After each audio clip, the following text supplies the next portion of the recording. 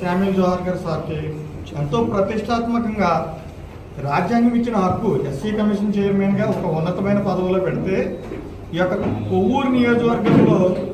ఎంత బాధాకరమైన విషయం అంటే ఈ కొవ్వూరు నియోజకవర్గంలో ఉన్న గ్రామాల్లో అదే పార్టీలో ఉంటూ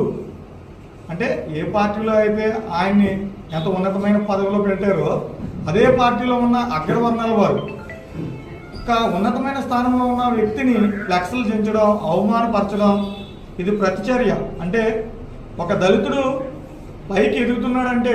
అగ్రవర్ణాల వారు ఎంత అనగదొక్కుతున్నారో ఇది జోహార్ గారికే కదా అవమానం, యావత్ ఆంధ్రప్రదేశ్లో ఉన్న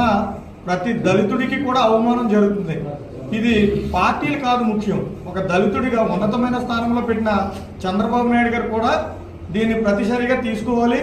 అలాగే జోహార్ గారికి రేపొద్దున ఈ ఫ్లెక్స్లు చించడమే కాదు, ఎప్పుడైనా ఏదైనా థ్రెట్ కూడా ఉంటుంది, ఆయనకి మంచి ప్రొటెక్షన్ కూడా ఇవ్వాలి. ప్రభుత్వం ఇది ఆలోచనగా తీసుకుని జోహార్ గారికి మంచి న్యాయం చేసి